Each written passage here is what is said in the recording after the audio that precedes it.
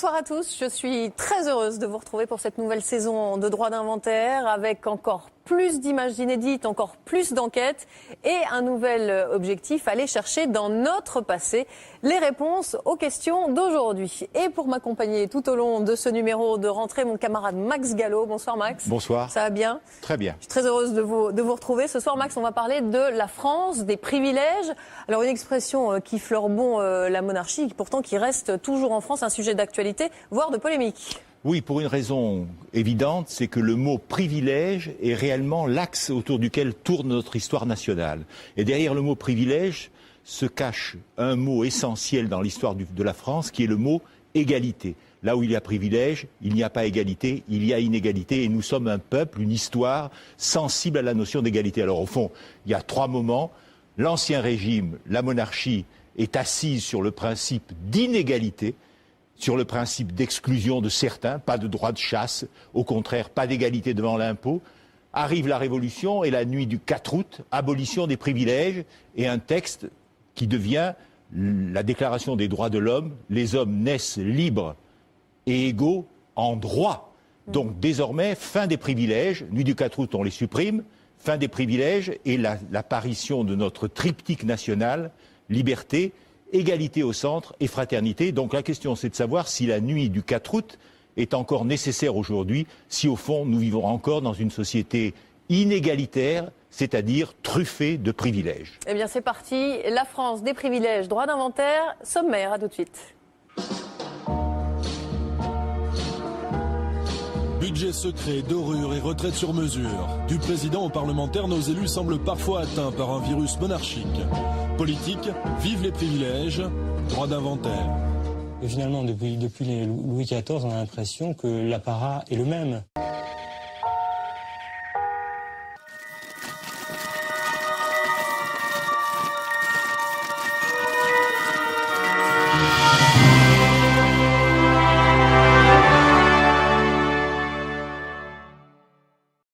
Liberté, égalité, fraternité, c'est la devise, Max le disait tout à l'heure, de la République française. Mais les élus de la République, eux, respectent-ils scrupuleusement cette valeur d'égalité ?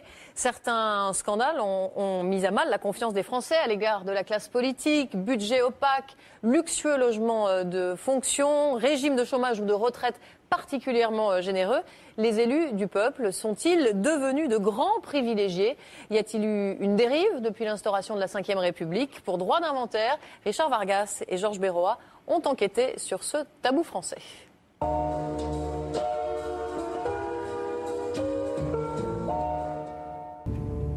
30 mars 1989. Déménagement au ministère des Finances, Michel Charasse, ministre du Budget, quitte le Louvre pour s'installer à Bercy. J'ai pas tellement de cartons, je les ai pas fait mes cartons encore. Non mais ceux-là c'était toute ma bibliothèque là. Plus, alors ça je les ai fait moi-même hier soir, c'est les miens, à moi personnel. Vous emportez des objets là J'emporte tout. J'emporte tout. Si. Il vaut 2,5 millions. Vous pensez pas que je vais le laisser là? Je m'en fous, c'est l'ancien bureau de Napoléon III. Il appartient au patrimoine de l'État et du ministère. Comme il en a le droit, le ministre déménage avec ses meubles. C'est un privilège hérité de l'Ancien Régime. Les trésors du mobilier national sont à la disposition de nos ministres pour meubler leurs bureaux. Tapisserie des Gobelins, fauteuils Louis XV, vases de Chine, guéridons art déco, commodes en bois rares, plus de 100 000 pièces appartenant à l'État sont dédiées à cet usage. En principe, tous les meubles doivent être ramenés ici après leur utilisation, au siège du Mobilier National dans le 13e arrondissement de Paris. Problème, lorsque la Cour des comptes mène l'enquête en 1996, elle constate que sur les 26 000 œuvres prêtées aux hauts serviteurs de l'État, 1 millier environ ont disparu depuis l'après-guerre. Privilège, privilège. Comparés à leurs collègues américains et européens, les responsables politiques français semblent avoir des pratiques dignes du régime monarchique. Héritier de Louis XIV qui proclamait « l'État c'est moi », considère-t-il que les fastes et les ors de la République leur sont dus? Privilège des politiques, une spécialité française, droit d'inventaire.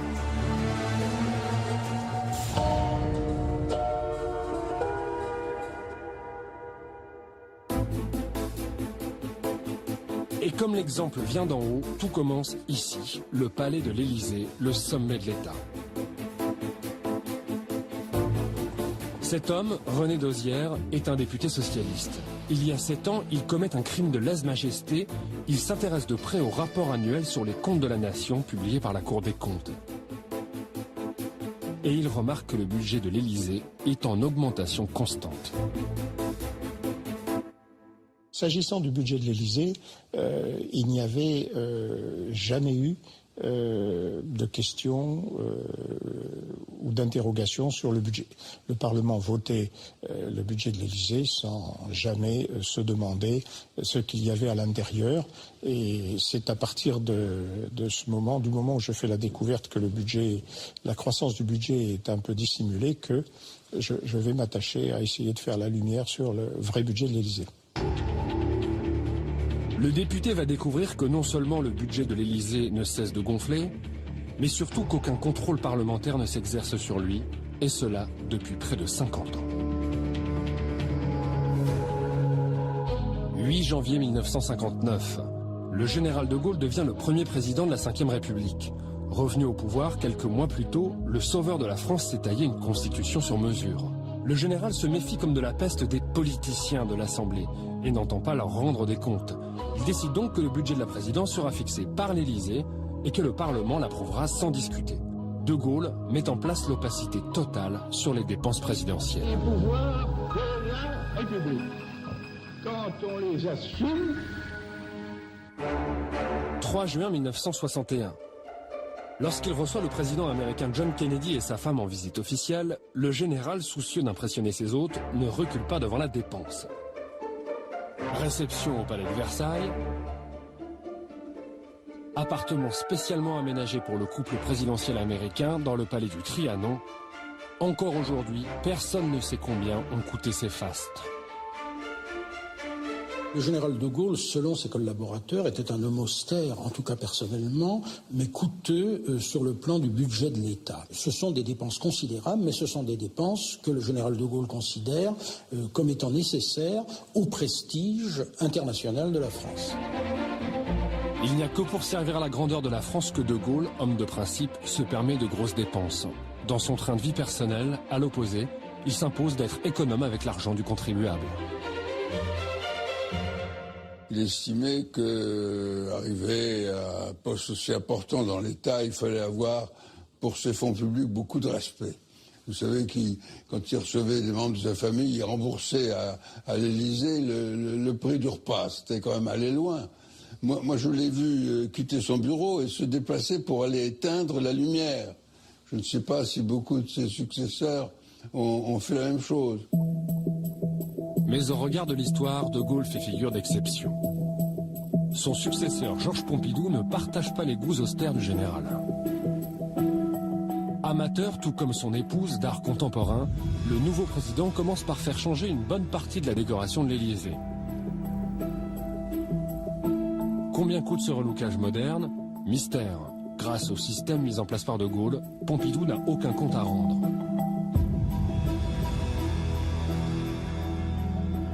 Impossible également de chiffrer le coût des voyages officiels de plus en plus fréquents.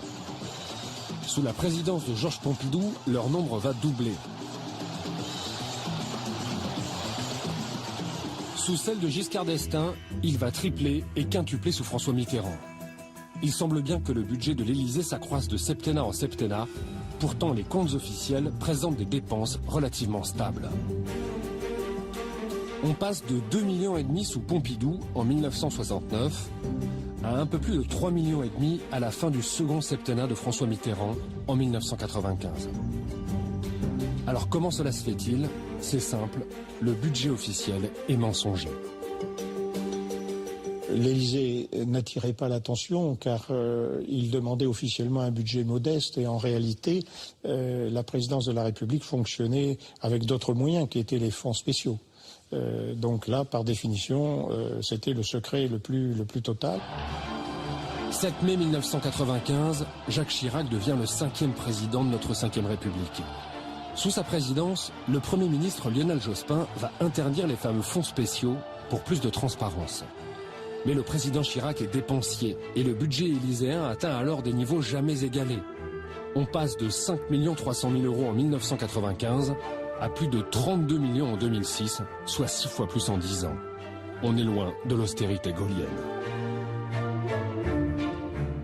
L'Élysée a tenté de justifier cette explosion des dépenses par le fait qu'il a progressivement repris dans son budget des dépenses qui auparavant étaient financées par les ministères.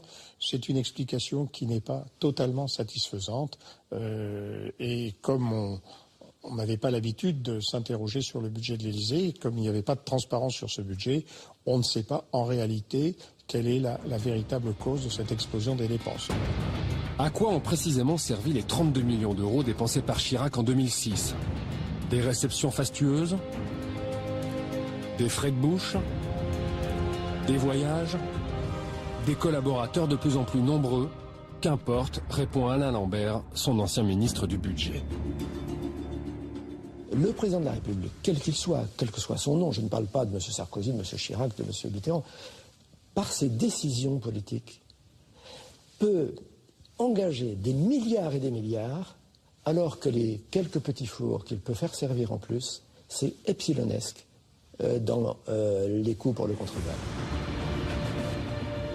Quand Nicolas Sarkozy arrive, il promet de faire toute la transparence sur les dépenses de la présidence.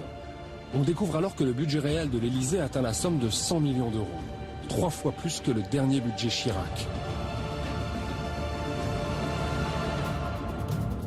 En octobre 2007, le nouveau président a également, en toute transparence, augmenté son salaire de 140%, quitte à choquer les Français. Le système mis en place par De Gaulle fonctionne donc toujours. Le président a tout pouvoir pour décider de son train de vie, un état d'esprit qui va déteindre sur l'ensemble de la classe politique.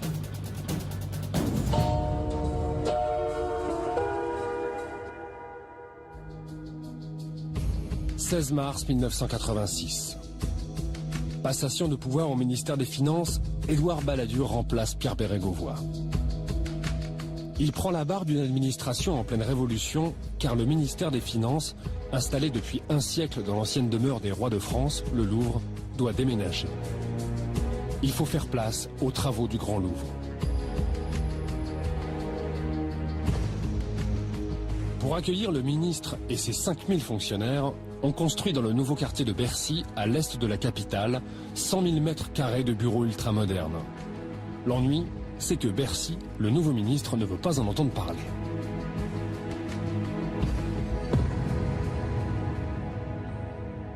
Balladur, arrivant au ministère de l'économie, dit non, moi je ne partirai pas, il n'est pas question de déménager, on est bien au Louvre, les appartements sont confortables.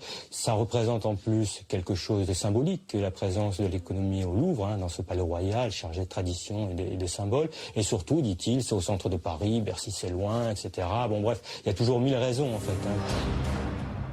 Après plusieurs semaines de négociations avec le Premier ministre Jacques Chirac, Édouard Balladur obtient l'autorisation de demeurer au Louvre.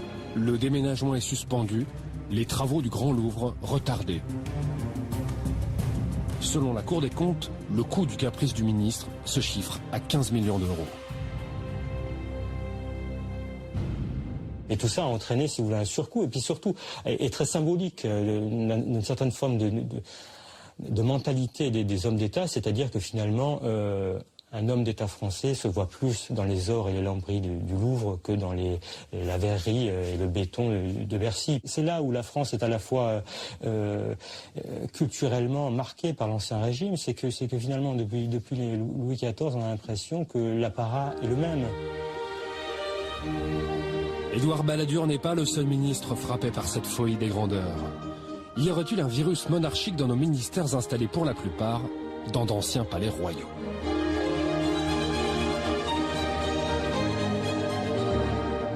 « 17 avril 1992. Jack Lang est nommé au ministère de l'Éducation nationale. Nous sommes à 9 mois d'une élection législative qui s'annonce défavorable pour son camp. Cela ne l'empêche pas de faire redécorer un salon du ministère par un artiste peintre qu'il affectionne, Pierre Alechinsky. La commande est passée de 6 panneaux amovibles comme celui-ci, figurant des arabesques colorées. Coût estimé de l'opération, plus de 200 000 euros.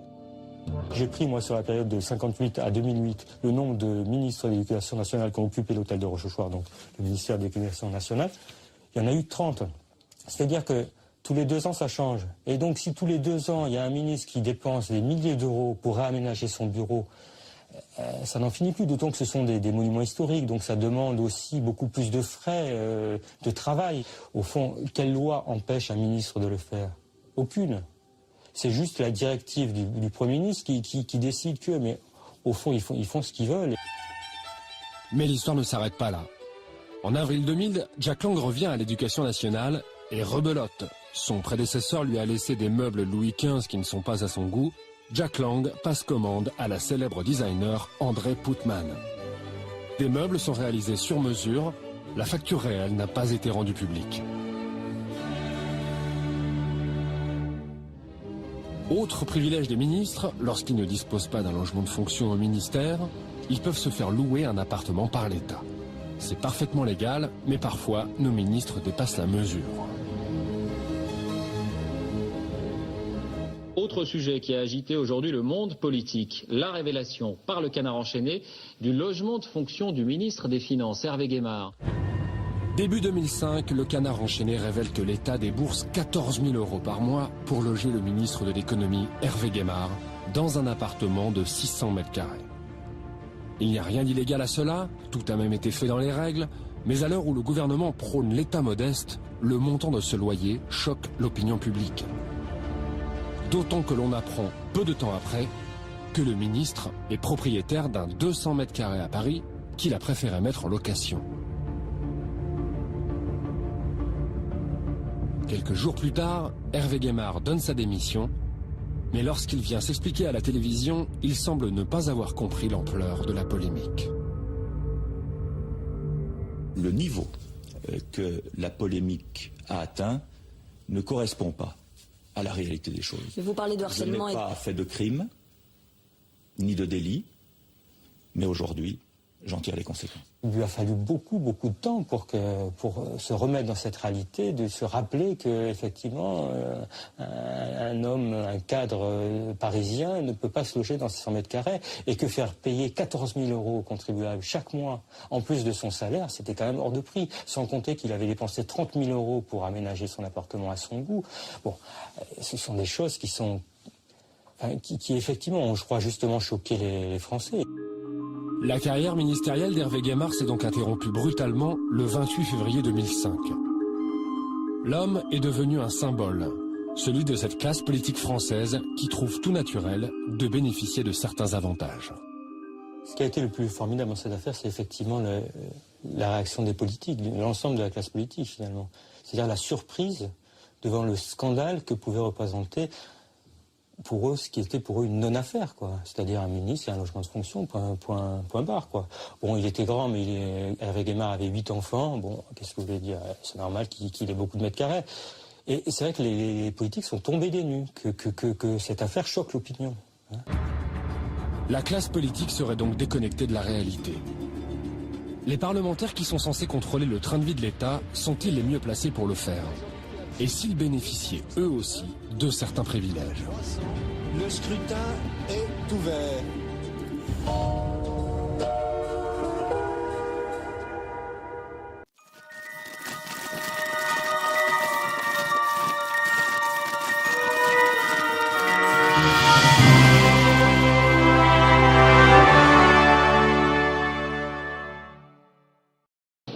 « 22 septembre 1963. Jacques Chaban-Delmas est alors président de l'Assemblée nationale et ouvre la session parlementaire. Roulement de tambour, garde républicaine, le protocole est immuable depuis 200 ans. 40 ans plus tard, en 2005, Raymond Forny reproduit le même rituel, rien n'a changé. Au Palais Bourbon, on tient aux traditions.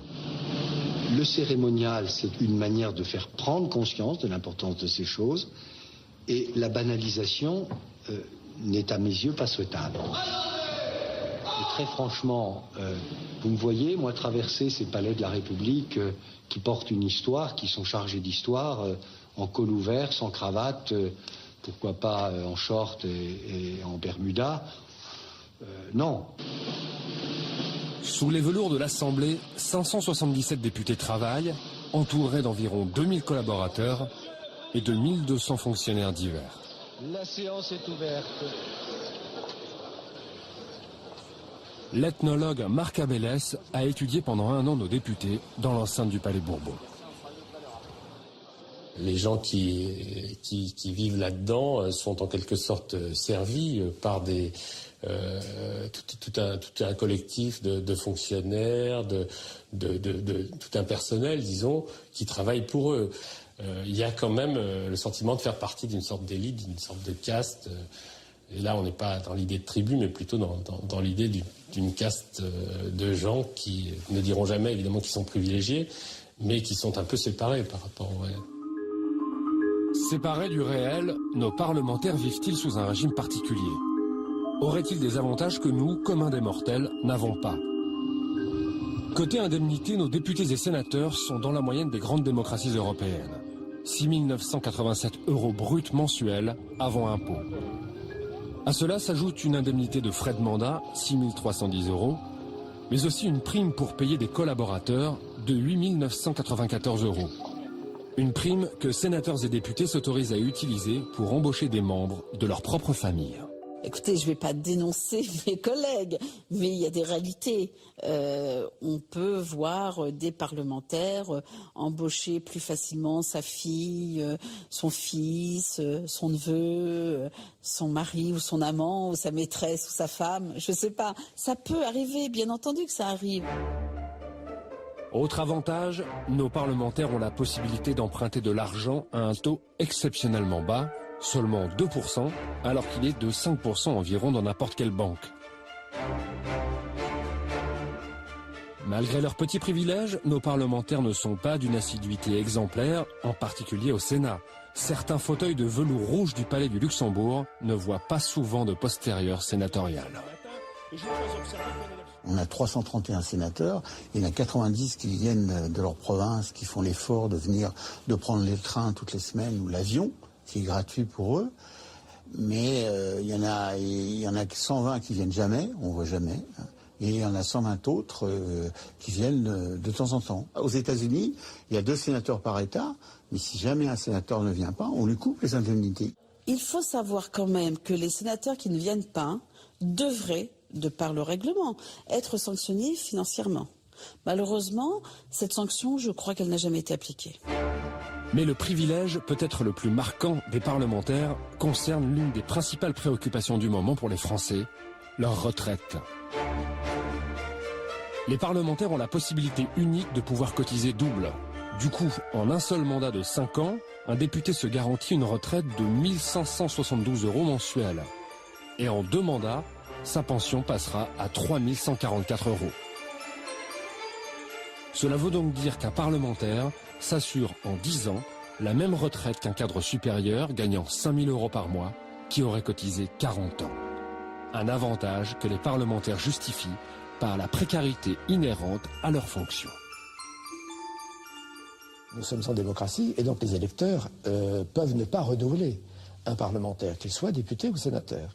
Et ce parlementaire peut avoir abandonné son métier. Et s'il a abandonné son métier, que fait-il? Dans quelle situation se retrouve-t-il?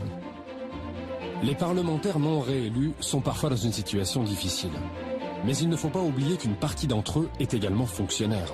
Ceux-là peuvent donc automatiquement réintégrer leur poste. Et puis il y a aussi ceux, assez nombreux, qui cumulent avec un ou plusieurs autres mandats de maire, de conseiller général ou régional. La précarité de nos élus est donc toute relative. Souvent, les personnalités politiques ont une très forte longévité. On a souvent, finalement, des gens qui font 2, 3 mandats, 4 mandats. On voit comme ça, d'ailleurs, on a une sorte de familiarité. Nos dirigeants politiques, c'est des gens qu'on suit sur la durée. Vous faites des carrières, vous êtes maire, vous êtes député, et puis sur le tard, vous devenez sénateur, et vous voyez combien de temps aussi les sénateurs restent. Bref, il y a quand même une certaine assurance, en fait, de résister, disons, aux aléas des campagnes électorales.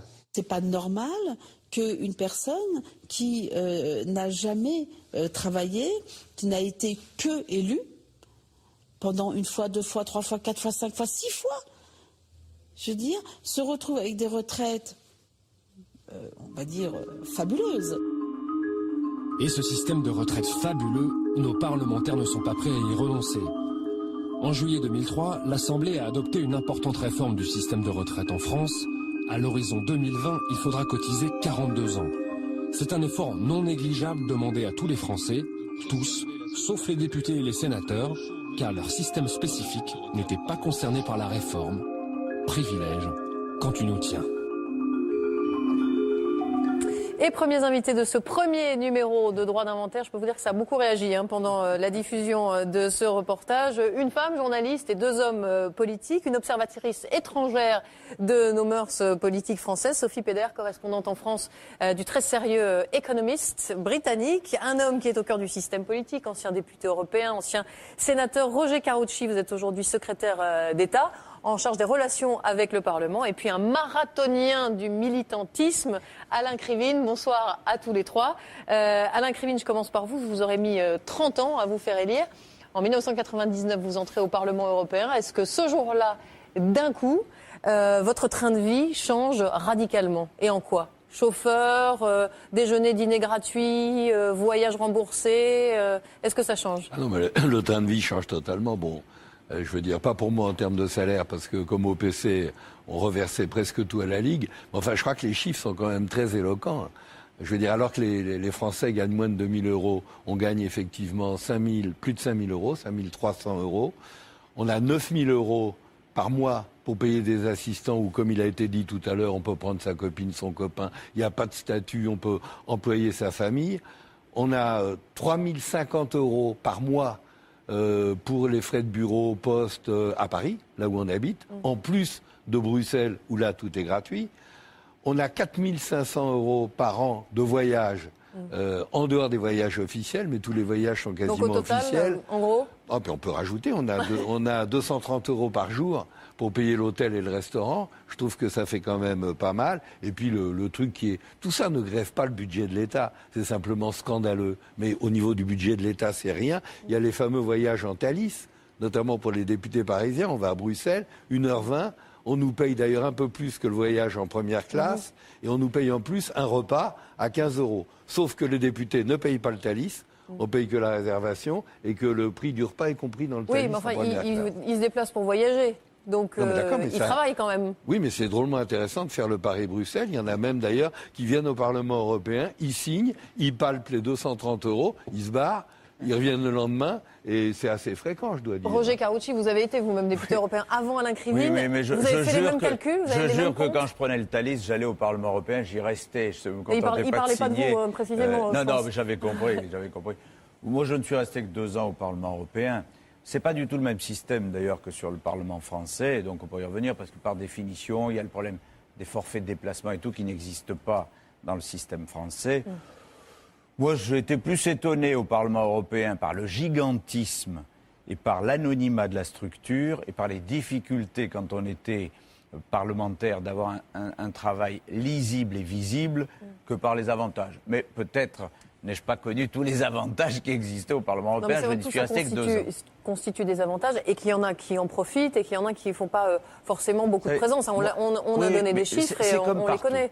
Sincèrement, on reviendra, je pense, sur le Parlement national, mais au Parlement européen, un type, et je ne doute pas qu'Alain Krivine soit dans ce cas, un parlementaire sérieux qui fait son job, qui le fait à fond, qui s'y consacre beaucoup et qui y croit et qui a envie. Il ne doit pas trouver qu'il est particulièrement favorisé. Alors je reconnais que si vous avez le mandat et que vous foutez rien, ça par définition, mais où que ce soit, si vous foutez rien avec le mandat, vous êtes favorisé. Mais est-ce que c'est normal qu'il n'y ait pas de sanction? Au Parlement européen, il y a une sanction quand vous venez pas. Mais est-ce qu'elle est vraiment appliquée? Elle est appliquée, ça. Bon, il faut faire la moitié des votes, et pour avoir l'indemnité journalière. Sauf qu'ils se sont débrouillés, les votes ont lieu 3 jours, uniquement dans le mois, groupés à Strasbourg. Donc le reste du temps, vous ne pouvez pas foutre les pieds, c'est pas un problème. Voilà. Et le Parlement national? En France, c'est pas du tout le même système. D'abord, il n'y a pas de forfait de déplacement, il n'y a pas d'indemnité jour. Non, mais au Sénat, par exemple, on entendait la sénatrice qui s'exprimait. Au Sénat, vous avez l'indemnité mensuelle. Puis vous avez tout le travail, parce qu'on parle beaucoup de la séance plénière. Mais en réalité, il y a beaucoup de travail en commission, il y a beaucoup de travail dans les groupes. C'est vrai que là, les ça députés et bosse. sénateurs... Mais oui, et ça je vous dis sincèrement, je regrette que les médias ne s'intéressent qu'à la séance plénière. Parce qu'au Parlement national, on travaille beaucoup plus en commission et dans les réunions de groupe qu'en séance plénière, où il y a souvent les spécialistes de la question. Mais c'est, franchement, quand je compare aux parlements étrangers, pardon, On va j'ai en parler avec Sophie Péder tout à l'heure. j'ai pas le sentiment qu'il y ait des privilèges particuliers. Roger Carucci, il y a 1 an et demi, vous êtes rentré au gouvernement de François Fillon. Est-ce que quand vous avez été nommé, comme on le dit, comme on le sait, ne nous cachons pas derrière notre petit doigt, il y a une compétition pour obtenir le droit de travailler dans les plus beaux endroits de Paris, les palais nationaux? C'est pas forcément une affaire, oui, je vois à quoi vous faites allusion. C'est pas forcément le fait d'être dans les plus beaux endroits, c'est dans les plus pratiques pour ce que l'on fait. Par exemple, moi, si c'est ça que vous voulez dire, dès que j'ai été nommé, j'ai été appelé par mon prédécesseur aux relations Parlement, Henri Cuc, qui m'a dit si tu es libre, viens tout de suite. On fait la passation des pouvoirs hôtel de Clermont, où est le ministère chargé des relations avec le Parlement. Comme ça, tu es sûr de conserver l'hôtel de Clermont. Pourquoi ? Parce que l'hôtel de Clermont, où est le ministère chargé des relations avec le Parlement, je parle sous le contrôle Max Gallo, est à 200 mètres de l'Assemblée nationale. Et c'est vrai que le Premier ministre, en fonction des nominations, peut décider de l'immeuble qui vous est attribué. Il paraît que pendant la campagne présidentielle, le candidat alors, Sarkozy, vous a pris en confidence et vous a évoqué avec vous l'idée de vendre les palais nationaux et puis de construire alors 2 grandes tours, une pour le Parlement, une pour le gouvernement. Il était sérieux quand il disait ça ? Mais c'est assez sérieux. D'abord, je vous signale que l'État, depuis déjà 3-4 ans, met en vente un certain nombre de palais nationaux, y compris des ministères, qui sont mis en vente. Et Nicolas Sarkozy, effectivement, m'avait dit, tu sais, finalement, on ferait une tour avec un étage par ministère, la présidence de la République, le Premier ministre, tout le monde là. Et puis une tour, parce qu'il faut différencier l'exécutif et le législatif, avec le Parlement, Assemblée et Sénat, au moins tout serait regroupé. Et la vérité, c'est que j'étais de ceux qui disaient, déjà, pour recevoir les hôtes étrangers, etc., ça rend un peu les choses compliquées, mais c'est vrai que ça a un côté pratique.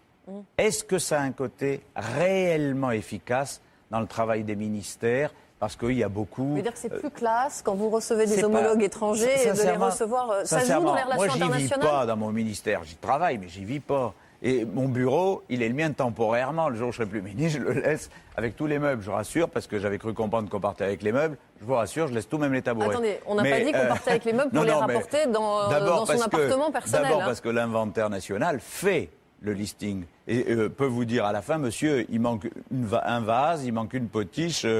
Donc les choses ne se passent pas comme ça.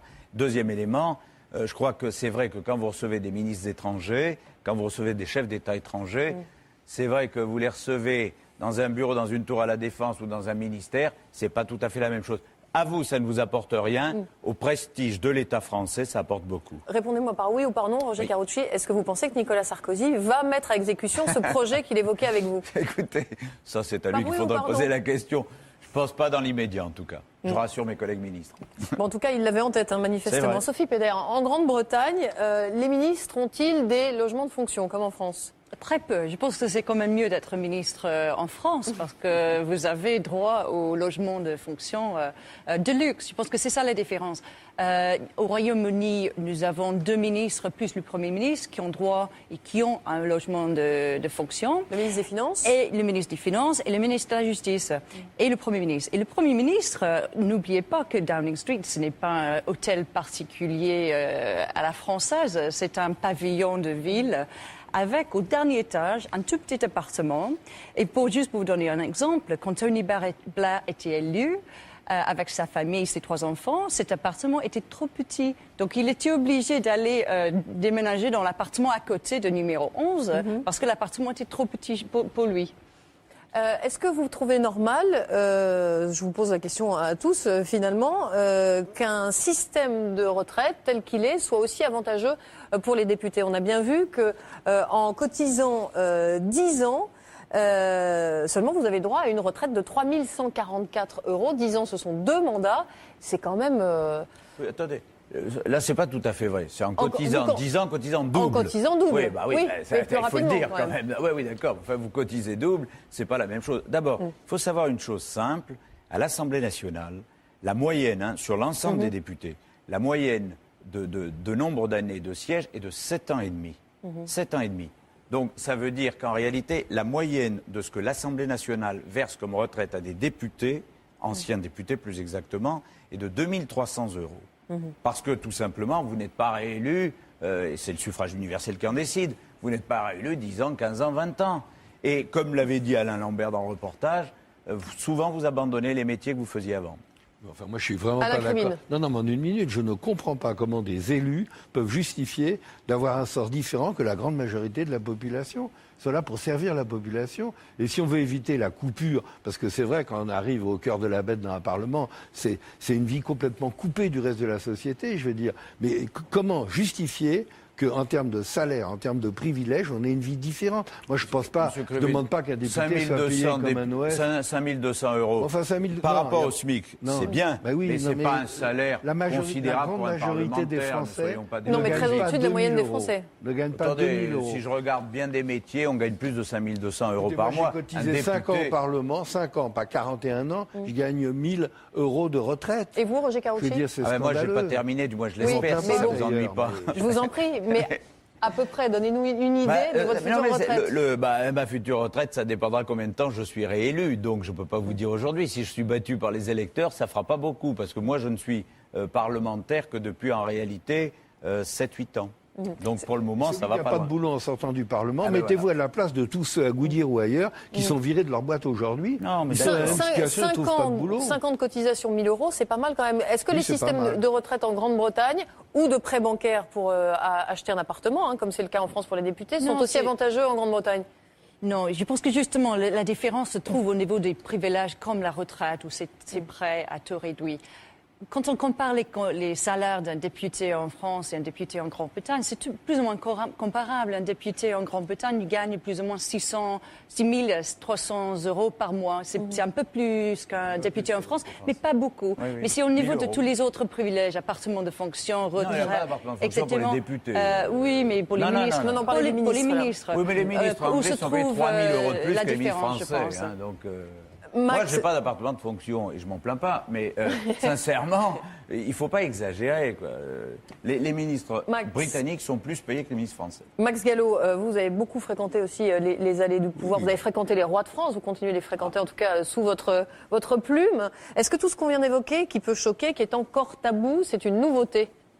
Écoutez, je crois que l'expression employée dans le documentaire « virus monarchique » est exacte. Je crois qu'au fond, quand on devient député, on a l'impression qu'on devient légalement, légitimement, puisqu'on est élu, qu'on devient propriétaire d'une partie de l'État. C'est dans l'inconscient de chacun de ceux qui ont été élus, et j'ai été élu, donc je parle en connaissance de cause, on a l'impression que la France, je parle du Parlement français, c'est notre chose, et cela induit un certain nombre de comportements qui sont vrais de toutes les couches, de tous les groupes sociaux. Chaque groupe social essaie de se constituer en caste. Maintenant, le vrai problème, et je suis d'accord avec le constat de ce qui a été fait, mais le vrai problème, c'est de savoir si un représentant de la nation élu doit avoir, comme le dit Alain Krivine, comme l'ont dit les communistes pendant longtemps, le niveau au fond d'un ouvrier spécialisé, d'un employé aujourd'hui. Moi, je pense que dans les privilèges, les avantages qui ont été donnés aux parlementaires, aux représentants de la nation, il y avait aussi quelque chose qu'il faut dire, si on ne veut pas tomber dans une forme de poujadisme, de critique facile, même si elle est justifiée, il y avait l'idée de mettre les hommes politiques à l'abri du besoin, c'est-à-dire de les mettre en situation d'indépendance précisément par rapport à l'argent, par rapport à des préoccupations individuelles tout à fait légitimes.